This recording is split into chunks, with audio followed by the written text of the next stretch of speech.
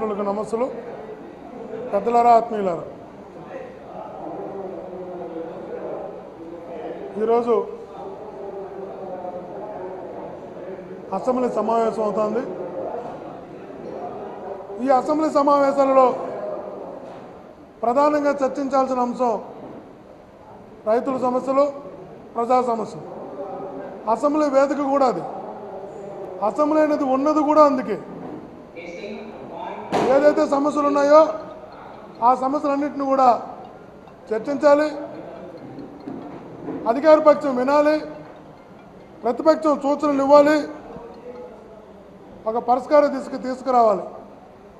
ఈరోజు రాష్ట్రంలో ఎండల వేడి కన్నా రైతులు పడుతున్నటువంటి వేడి బాధ మరింత ఎక్కువగా ఉంది.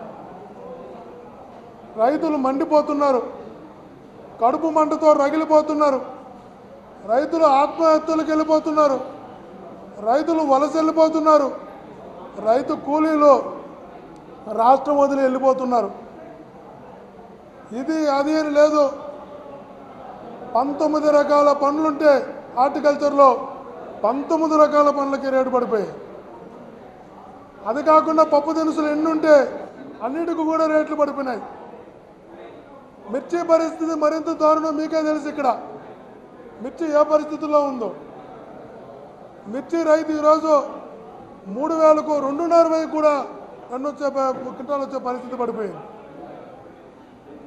ఇంత దారుణంగా రైతులు అల్లాడుతుంటే రైతు సమస్యలు చర్చించకుండా అసెంబ్లీని వాయిదా వేస్తాం, ఒక జిఎస్టీ బిల్లు వరకే పరిమితం అంటే కుదరదు అని తెలియజేస్తున్నాం. ప్రభుత్వానికి గట్టిగా తెలియజేస్తున్నాం, జిఎస్టీ బిల్లుకి మేము వ్యతిరేకం కాదు. జిఎస్టీ బిల్లుని మేము కూడా సపోర్ట్ చేస్తాం. జిఎస్టీ బిల్లుని అందరం కలిసి ఆమోదిద్దాం. జిఎస్టీ బిల్లు అయిన తర్వాత ప్రజా సమస్యలు చర్చించాల్సిందే, రైతు సమస్యలు అంతకన్నా ముఖ్యంగా చర్చించి తీరాల్సిందే.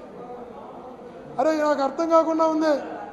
ఈరోజు హెరిటేజ్ ఫ్యాక్టరీకి వెళ్తే హెరిటేజ్లో ఉన్న రేట్లు తీసుకొచ్చాం.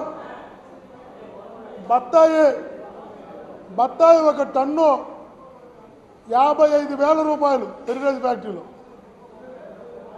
రైతు 3,000, 4,000 కూడా దొరకడంలా. కందిపప్పు ఒక టన్ను 85,000 రూపాయలు. ఈరోజు కందిపప్పు ఎంత దారుణంగా ఉందో మనకంతా కూడా తెలుసు. మిర్చి 200 గ్రాములే 45 రూపాయలు. 200 గ్రాములు అంటే 200 చిల్లర కేజీ. కానీ సామాన్యుల పరిస్థితి ఏంది? ఈరోజు రైతుల పరిస్థితి ఏంది? వాళ్ళకి గిట్టుబాటు అవుతుందా?